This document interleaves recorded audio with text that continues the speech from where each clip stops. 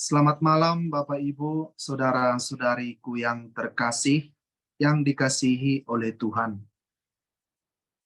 Malam ini kita merenungkan, setelah tadi malam kita dihantar untuk merenungkan Roh Kudus ada di dalam hati kita. Hari ini kita merenungkan Bunda Maria itu sendiri adalah mempelai Roh Kudus.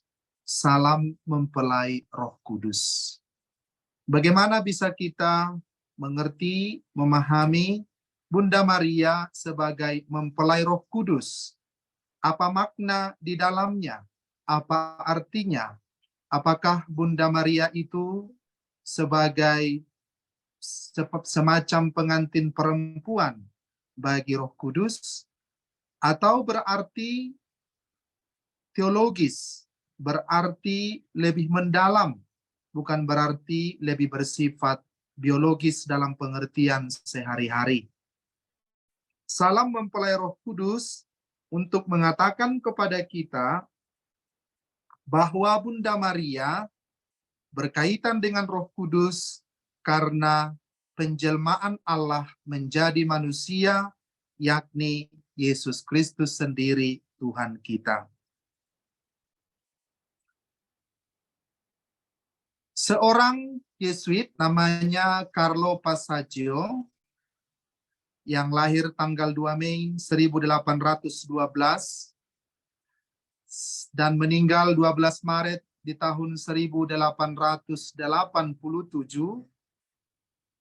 Dia mengatakan bahwa Fransiskus Assisi adalah orang yang pertama yang menyebut Bunda Maria sebagai mempelai Roh Kudus. Fransiskus dari Assisi memberi gelar yang pertama menyebut Bunda Maria sebagai mempelai Roh Kudus. Seorang imam Yesuit namanya Carlo Passaggio.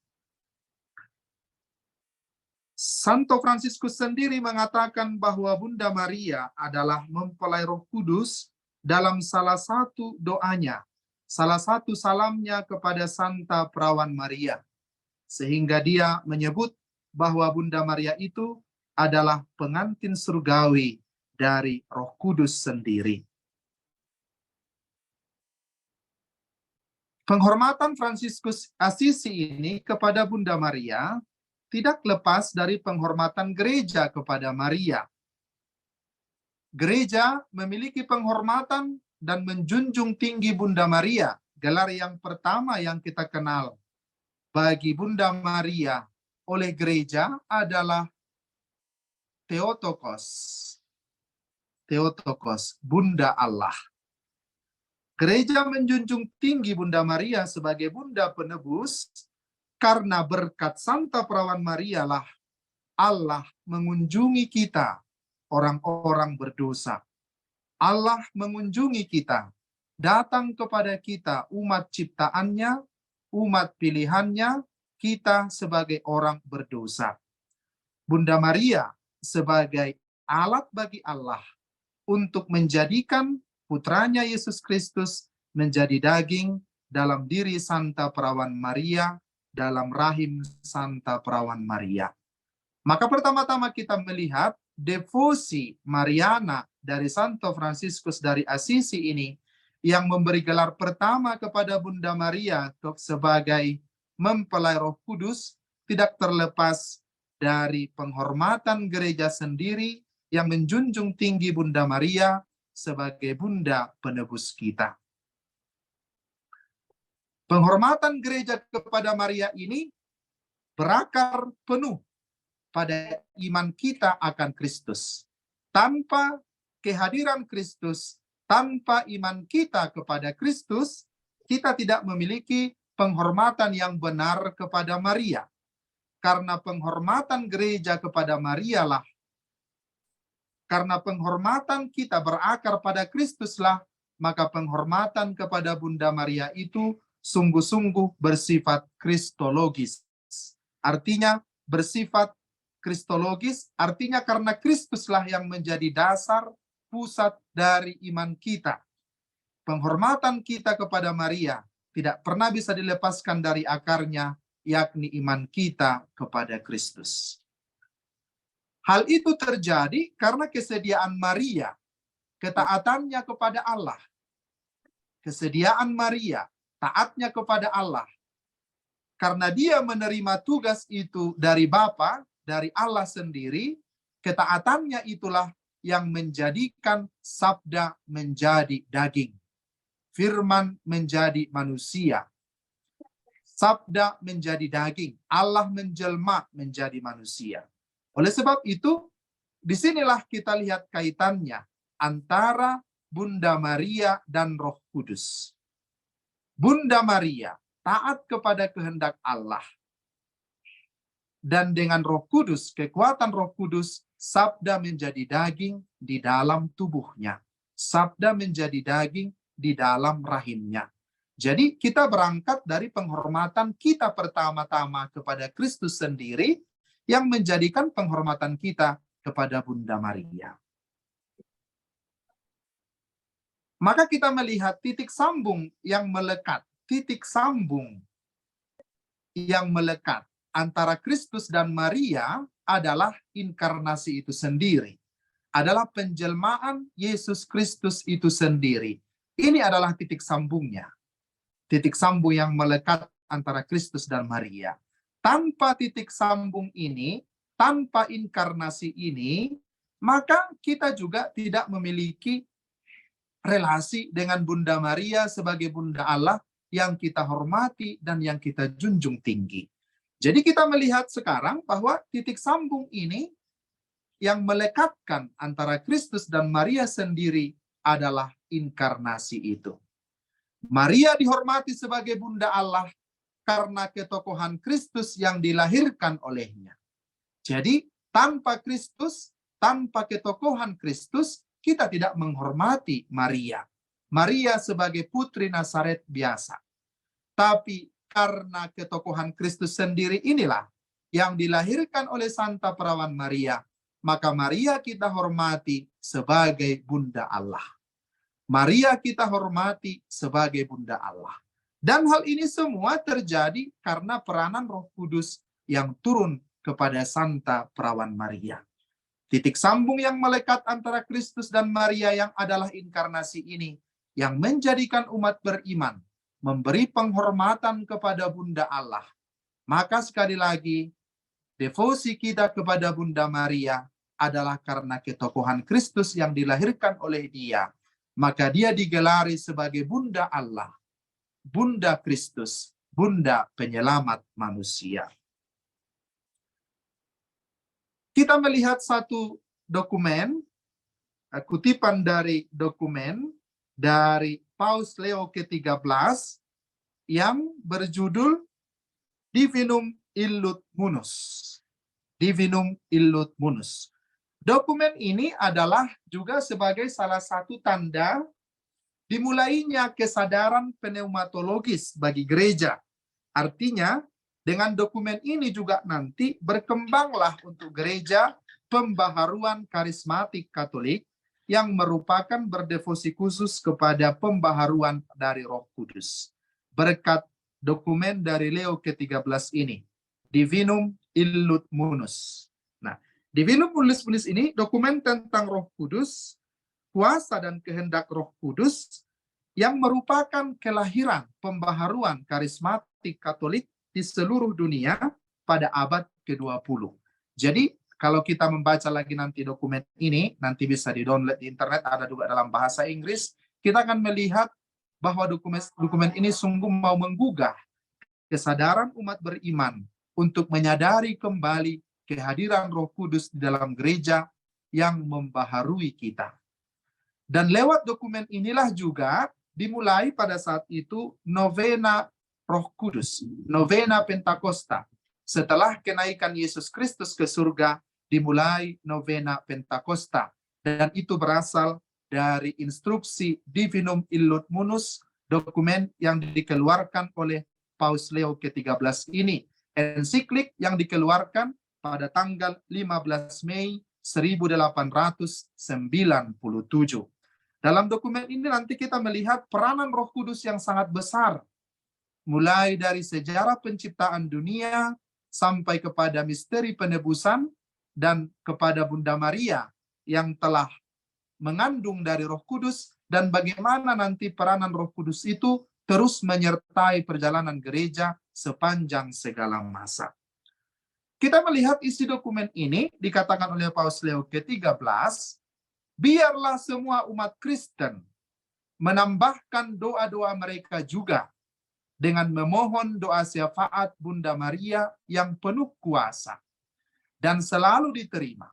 Nah, kita melihat biarlah semua umat Kristen menambahkan doa-doa mereka juga dengan memohon doa syafaat Bunda Maria yang penuh kuasa dan selalu diterima. Dan ditambahkan oleh Paus begini, kamu tahu benar hubungan yang erat dan ajaib yang ada antara Dia dan Roh Kudus, sehingga layaklah ia disebut mempelainya. Semoga ia terus meneguhkan doa-doa kita dengan doa-doanya. Nah, kita melihat ungkapan Santo Fransiskus dari Assisi yang bukan seorang terpelajar di abad ke-12 itu diteguhkan oleh Paus Leo ke-13 Divinum Illud Munus dengan mengatakan Bunda Maria adalah mempelai Roh Kudus. Nah, mempelai Roh Kudus, sehingga apapun yang kita mau sampaikan kepada Allah, kepada Yesus, melalui doa-doa, syafaat Bunda Maria, itu adalah penuh kuasa dan selalu akan diterima.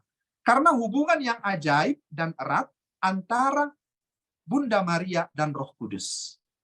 Suatu relasi yang sangat erat, yang sangat mesra, yang sangat intim antara Bunda Maria dan Roh Kudus. Ia terus meneguhkan doa-doa kita dengan doa-doanya. Jadi, Paus Leo ke-13 juga meminta peranan Bunda Maria yang dipenuhi oleh Roh Kudus untuk turut serta membaharui gereja. Dan nanti kita lihat kemudian, berkat dari pembaharuan gereja dari Roh Kudus ini, nanti akan berlanjut itu pada Yohanes ke-23 yang membuka Konsili Vatikan kedua. Mulai dari Konsili Vatikan kedua disadari, gereja itu sebagai komunio, sebagai persekutuan, bukan lagi gereja sebagai hierarki. Gereja bukan milik paus, milik uskup, milik imam, biarawan-biarawati, tetapi seluruh umat beriman. Sejak paham dari Konsili Vatikan kedua, peranan awam dalam hidup menggereja semakin ditingkatkan. Gerakan-gerakan awam semakin meningkat setelah Konsili Vatikan kedua. Itu semua terjadi karena keajaiban pembaharuan dari Roh Kudus yang diminta oleh gereja, yang diminta oleh kita sendiri, dan dimulai dengan dokumen Divinum Illud Munus dari Paus Leo ke-13 ini. Saudara-saudariku yang terkasih, Roh Kudus itu berdiam di dalam gereja, berdiam di antara kita. Kristus adalah kepala gereja.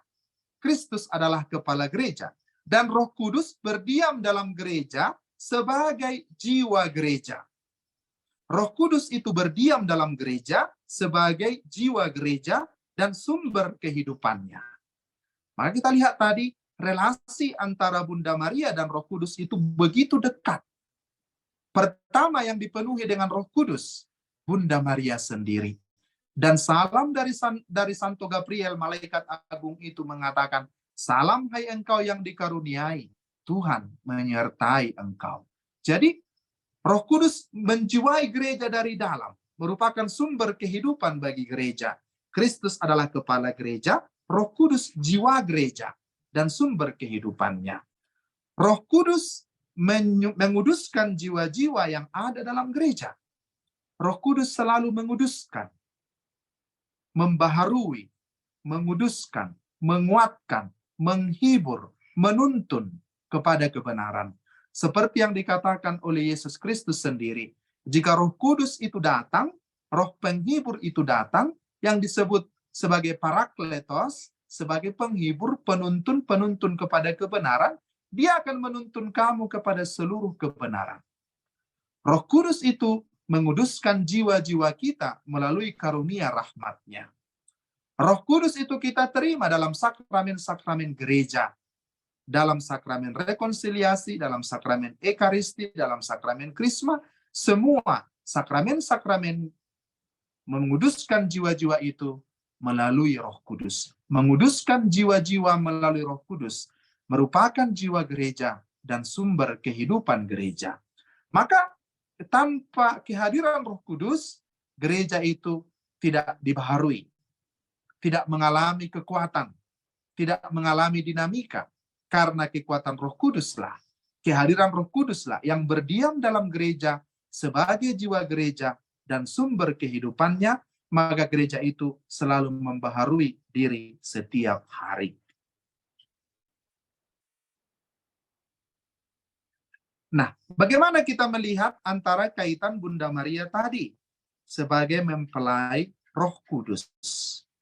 Mempelai Roh Kudus yang dimaksud bukan mempelai dalam arti kita melihat mempelai pria dan wanita dalam sakramen perkawinan yang kita lihat di gereja.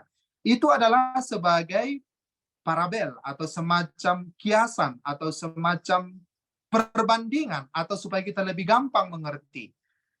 Bunda Maria sebagai mempelai Roh Kudus adalah karena Roh Kudus bersatu dengan dirinya di dalam rahimnya yang membentuk Allah menjadi manusia, yakni Kristus sendiri. Oleh sebab itu, penginjil Lukas mencatat dalam Lukas bab 1 ayat 35, dikatakan bahwa Roh Kudus akan turun atasmu, dan kuasa Allah yang Maha Tinggi akan menaungi engkau. Sebab itu, anak yang akan kau lahirkan itu akan disebut Kudus, anak Allah. Roh Kudus akan turun atasmu, dan kuasa Allah yang Maha Tinggi akan menaungi engkau. Sebab itu, anak yang akan kau lahirkan itu akan disebut Kudus, anak Allah. Kita memperhatikan kata-kata ini. Roh Kudus turun atasmu. Turun atas Bunda Maria. Dan kuasa Allah yang Maha Tinggi menaungi engkau. Roh Kudus turun atas Santa Perawan Maria, dan kuasanya, kuasa Allah yang Maha Tinggi itu menaungi engkau. Inilah yang menyebabkan bahwa Santo Fransiskus dari Assisi berani dengan intuisi rohaninya mengatakan bahwa Bunda Maria itu adalah mempelai Roh Kudus. Dan dilanjutkan oleh malaikat itu, anak yang engkau lahirkan itu akan disebut Kudus, anak Allah.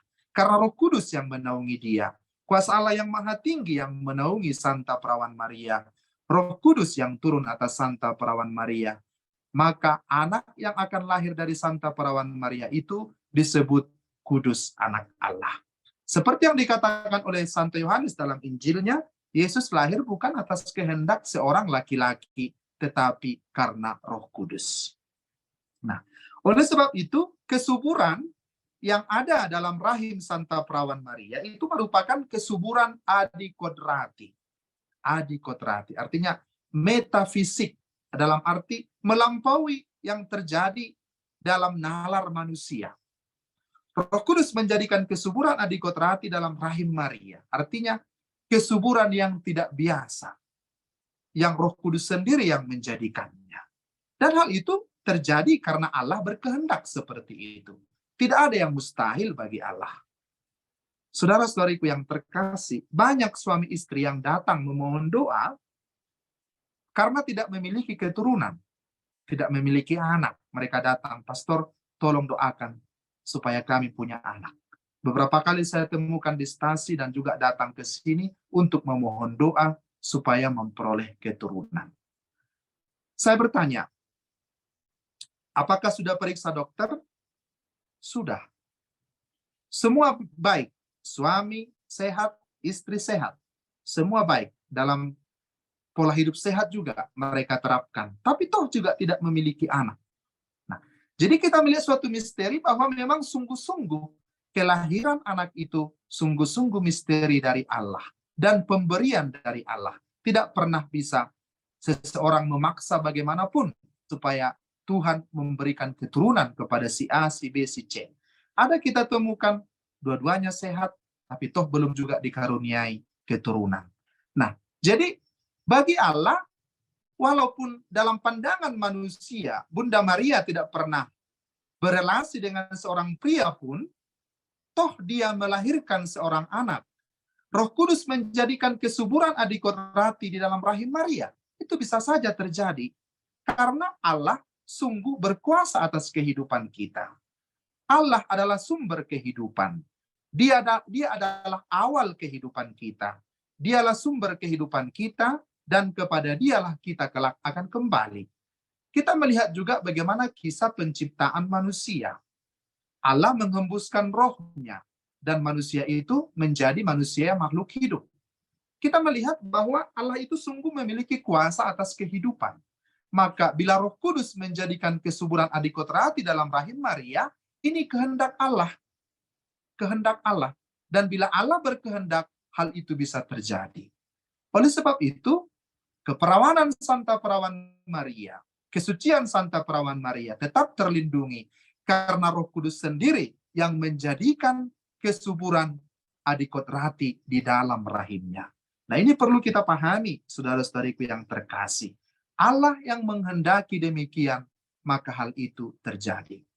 Daya Roh Kudus inilah yang memungkinkan penjelmaan sabda menjadi daging dalam rahim Santa Perawan Maria. Oleh sebab itu, pada saat Bunda Maria setelah mendengarkan kabar dari malaikat Gabriel itu, terheran-heran, bingung, dia bertanya, bagaimana mungkin itu terjadi? Aku belum bersuami.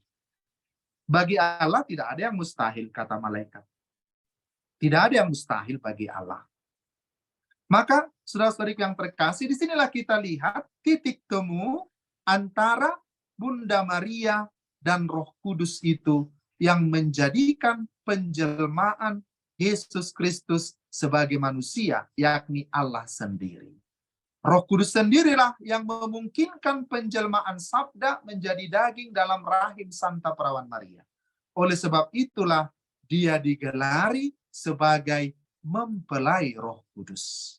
Maka setiap kali kita berdoa rosario, kita menyebut salam Putri Allah Bapa, salam Maria penuh rahmat Tuhan sertamu, terpujilah engkau di antara wanita, dan terpujilah buah tubuhmu Yesus. Santa Maria Bunda Allah, doakanlah kami yang berdosa ini sekarang dan waktu kami mati. Amin. Salam Bunda Allah Putra. Salam Maria penuh rahmat Tuhan sertamu. Terpujilah engkau di antara wanita, dan terpujilah buah tubuhmu Yesus. Santa Maria Bunda Allah, doakanlah kami yang berdosa ini sekarang dan waktu kami mati. Amin. Salam mempelai Allah Roh Kudus. Salam Maria penuh rahmat Tuhan sertamu. Terpujilah engkau di antara wanita, dan terpujilah buah tubuhmu Yesus. Santa Maria Bunda Allah, doakanlah kami yang berdosa ini sekarang dan waktu kami mati. Amin. Itu doa-doa kita yang kita ulangi setiap kali kita mendoakan rosario. Kita sudah melihat tadi titik temu antara Santa Perawan Maria dengan Roh Kudus itu. Jadi titik temu antara Bunda Allah, yakni Santa Perawan Maria sendiri, dengan Kristus itu sendiri, dan kita menghormati Bunda Maria adalah titik temu inkarnasi itu tadi. Penjelmaan Allah menjadi manusia. Dan itu terjadi berkat peranan Roh Kudus. Roh Kudus yang memiliki peran yang sangat kuat, yang mendalam dalam proses ini. Itu tetap merupakan suatu misteri. Tetapi seperti dikatakan oleh malaikat Gabriel, tidak ada yang mustahil bagi Allah. Nah, saya tadi membuat satu contoh. Ada seorang bapak, seorang ibu, sehat walafiat, tapi saat meminta keturunan, toh juga tidak ditemukan. Bunda Maria sehat sebagai pribadi, dinaungi oleh Roh Kudus, dan Roh Kudus berkarya di dalam dirinya, dan terjadi penjelmaan Allah Putra. Karena Allah bisa menjadikan segala sesuatu. Dia menjadikan segala sesuatu dari ketiadaan menjadi ada. Maka dikatakan oleh Maria kepada malaikat Gabriel, tidak ada sesuatu yang mustahil bagi Allah. Refleksi bagi kita, apa refleksi bagi kita sehingga kita bisa mengambil makna dari Maria sebagai mempelai Roh Kudus, Bunda Maria sebagai mempelai Roh Kudus. Kita mengutip dari surat kepada umat beriman yang ditulis oleh Santo Fransiskus dari Assisi. Ini berbicara tentang bagaimana kita memelihara kehidupan kita di hadapan Allah. Memelihara diri kita tetap suci murni di hadapan Allah. Dan Fransiskus mengatakan, oh betapa bahagia dan terberkatilah mereka itu, pria maupun wanita, apabila hal-hal itu mereka lakukan dan terus mereka lakukan dengan tekun. Dikatakan Santo Fransiskus, betapa bahagia dan terberkatilah mereka itu, pria maupun wanita, apabila hal-hal itu mereka lakukan dan terus mereka lakukan dengan tekun. Artinya menjaga kesucian dirinya, kepribadiannya. Dan dikatakan oleh Santo Fransiskus, Roh Tuhan akan tinggal pada mereka. Dan Tuhan akan memasang tempat tinggal dan kediamannya pada mereka. Jadi kita juga bisa menjadi kediaman Roh Kudus, kediaman Allah, kediaman Kristus, kediaman Tritunggal Kudus. Nah, Roh Tuhan akan tinggal pada mereka, dan Tuhan akan memasang tempat tinggal dan kediamannya pada mereka. Maka mereka menjadi anak-anak Bapa Surgawi yang karyanya mereka laksanakan, dan menjadi mempelai, saudara, dan ibu Tuhan kita Yesus Kristus. Nah, coba lihat, Roh Tuhan ini menjadikan kita menjadi tempat tinggalnya. Bila kita menjaga diri kita, Roh Tuhan akan tinggal di dalam diri kita. Dia akan memasang tempat tinggalnya di dalam diri kita. Saudara-saudariku yang terkasih, kata-kata Santo Fransiskus ini sebenarnya adalah suatu refleksi yang mendalam dari kata-kata Yesus sendiri. Yesus pada saat dia mengajar, berbicara kepada begitu banyak orang pada waktu itu, dan murid-murid Yesus berkata, dan orang-orang sekitar itu berkata kepada Yesus, Guru, ibu, dan saudara-saudaramu menunggu di luar. Ibu dan saudara-saudaramu menunggu di luar. Lalu apa kata Yesus pada saat itu? Siapa ibuku? Siapa saudara-saudaraku? Siapa saudaraku laki-laki? Siapa saudaraku perempuan? Dan kemudian Yesus menjawab, karena pertanyaan itu pertanyaan retoris. Yesus mengatakan kepada mereka, inilah ibuku, inilah saudara-saudaraku. Barang siapa mendengarkan sabda Allah dan memeliharanya, dialah saudaraku, saudaraku laki-laki, dialah saudariku perempuan, dialah ibuku. Kita melihat begitu mendalam apa yang dikatakan oleh Yesus. Ternyata yang memelihara sabda Allah dan tekun melakukannya, itulah yang menjadi ibu, saudara, saudari bagi Yesus. Nah, ini sejalan dengan apa yang dikatakan oleh Santo Fransiskus. Roh Tuhan akan tinggal pada kita dan memasang tempat tinggalnya kepada dalam diri kita. Maka kita menjadi anak-anak Bapa Surgawi yang karyanya mereka laksanakan dan menjadi mempelai, saudara, dan ibu Tuhan kita, Yesus Kristus. Bagaimana kita menjadi mempelai? Santo Fransiskus membuat begini. Kita menjadi mempelai bila jiwa yang setia, nah, bila kita setia kepada Allah, setia, disatukan dengan Yesus Kristus oleh Roh Kudus. Nah, jiwa yang setia. Nah, kalau dalam khotbah pernikahan, saya sering mengatakan bahwa mereka, seperti dikatakan dalam Injil, tidak lagi dua, tetapi satu. Kamu tidak lagi dua, melainkan satu. Karena apa yang dipersatukan oleh Allah tidak boleh diceraikan oleh manusia. Oleh sebab itu kita melihat apa yang menjadikan kita mempelai bagi Kristus. Bila jiwa kita disatukan dengan Yesus Kristus oleh Roh Kudus, jiwa kita setia kepada Dia.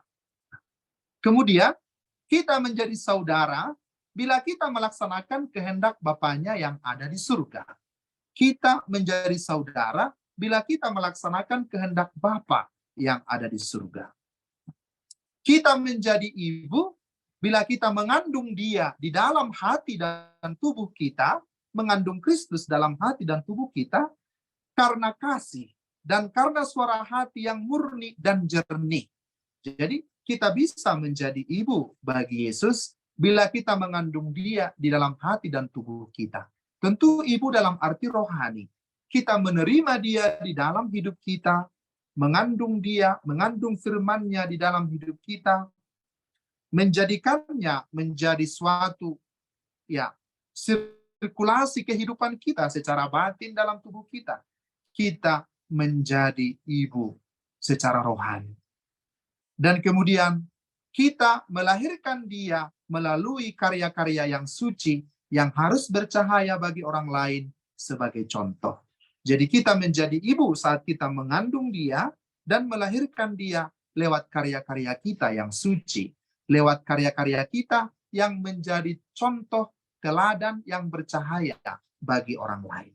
Dan hal ini sungguh-sungguh merupakan sesuatu paham yang sangat indah dari Santo Fransiskus dari Assisi. Nah, kita melihat salah satu yang paling utama dalam kehidupan Santa Perawan Maria ialah totalitas kemurniannya. Totalitas kemurniannya. Hidupnya hanya untuk Allah. Hidupnya hanya untuk Allah. Totalitas Perawan Maria. Hidupnya hanya untuk Allah. Ini aspek yang paling utama dalam kehidupan Santa Perawan Maria. Oleh sebab itu, Santo Fransiskus melihat Bunda Maria sebagai bunda yang suci murni. Oleh sebab itu, dia juga mengatakan kepada para muridnya, kepada para saudaranya, agar menjadi suci dan murni seperti Bunda Maria, supaya layak menjadi tempat kediaman Raja Surgawi, yakni Yesus Kristus sendiri. Nah, kita melihat juga para pemikir spiritual dan filsuf, para pemikir spiritual dan filsuf melihat aspek kemurnian dari Santa Perawan Maria ini sebagai salah satu yang paling dapat dikagumi dari Santa Perawan Maria. Yang paling dapat dikagumi dari Santa Perawan Maria adalah totalitasnya bagi Allah, kemurnian yang sungguh-sungguh berasal dari jiwa yang suci dari Santa Perawan Maria ini. Aspek kemurnian, totalitas bagi Allah seluruh hidupnya. Dan itu dikatakan oleh para pemikir spiritual dan filsuf. Dan nanti kita melihat itu secara khusus dikatakan oleh Teilhard de Chardin. Teilhard de Chardin, seorang teolog dan seorang filsuf juga dari Jesuit, dia mengatakan bahwa zaman sekarang Bunda Maria tetap menjadi model yang tak tergantikan dalam kemurnian. Saudara-saudariku yang terkasih, ini sekarang tantangan bagi begitu banyak orang di zaman modern ini. Di zaman modern ini. Zaman sekarang kita membutuhkan Maria sebagai model bagi kita untuk kemurnian diri kita. Begitu banyak sekarang godaan-godaan dunia yang bisa mempengaruhi baik kehidupan umat beriman, kehidupan para imam, para suster, atau biarawan-biarawati, para seminaris, umat beriman seluruhnya. Zaman modern ini, sungguh-sungguh kita membutuhkan Maria sebagai model kemurnian bagi kita. Model kemurnian bagi kita. Dan sampai kapanpun, kata Teilhard de Chardin, dunia membutuhkan kemurnian. Dunia membutuhkan kemurnian. Karena dengan kemurnian itulah kita dapat bersatu dengan Allah. Kemurnian Maria akan selamanya tegak menjadi contoh bagi dunia. Jadi, Maria tetap menjadi model bagi dunia sampai kapanpun. Bunda Maria akan tetap menjadi contoh yang ideal, model ideal bagi dunia, bagi kemurnian. Santa Perawan Maria menjadi model yang tetap ideal sampai kapanpun. Baik di zaman modern, baik di zaman yang lalu, maupun di zaman yang akan datang.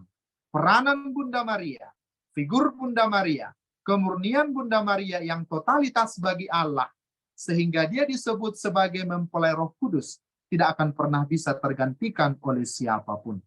Bunda Maria sungguh dibutuhkan oleh dunia sekular sekarang ini sebagai model kemurnian yang mempersembahkan hidup sepenuhnya kepada Tuhan, total kepada Allah, total kepada penyelenggaraan Allah, total kepada rencana keselamatan Allah.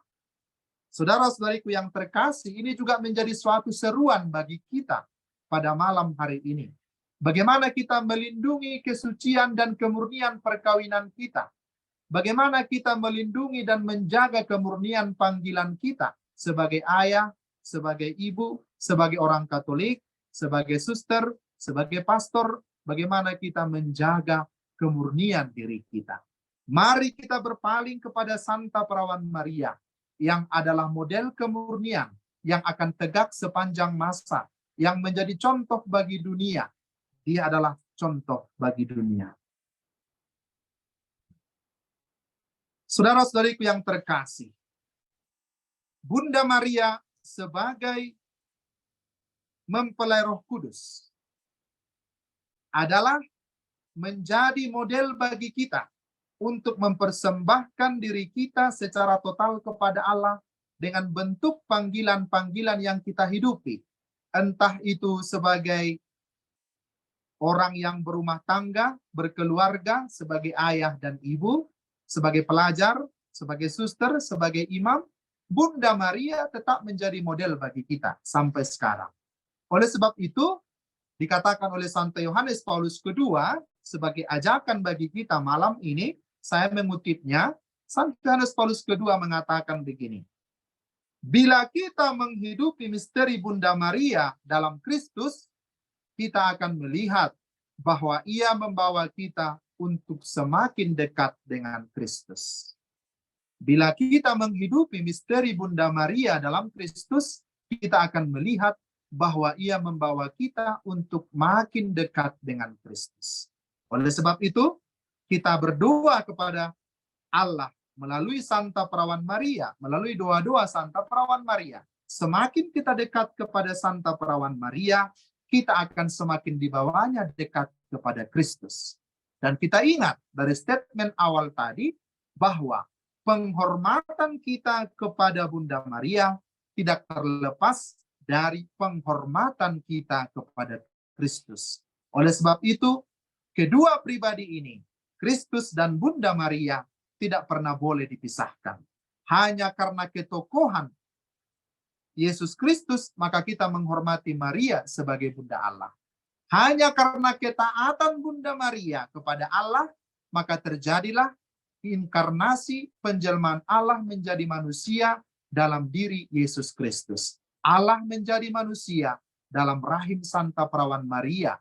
Maka disebut dia sebagai mempelai Roh Kudus, karena Roh Kudus yang menjadikan Allah menjadi manusia, yakni Yesus Kristus sendiri.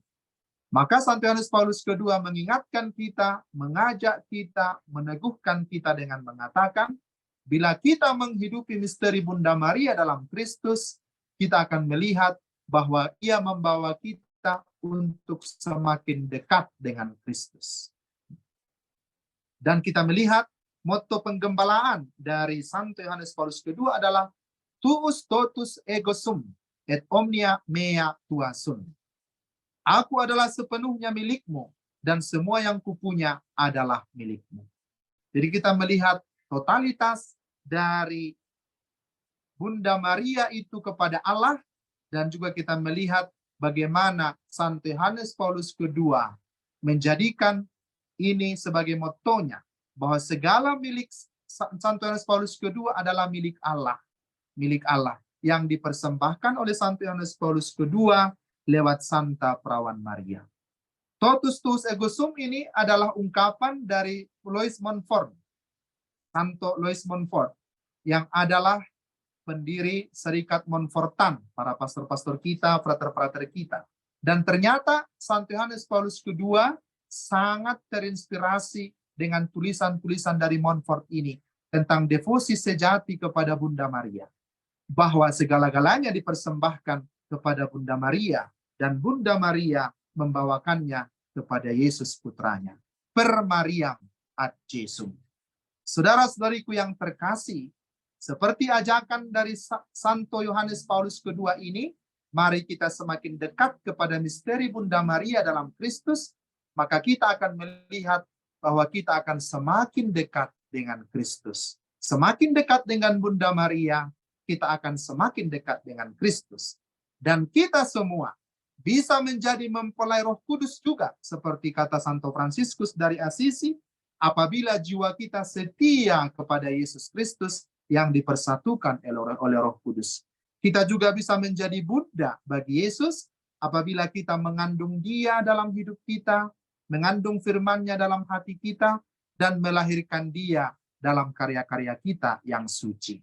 Oleh sebab itu, semoga Santa Perawan Maria tetap mendoakan kita agar kita memperoleh keselamatan dan kelak menikmati kehidupan kekal bersama Bunda Maria dalam keabadian bersama Kristus Yesus Tuhan kita. Tuhan memberkati kita. Amin.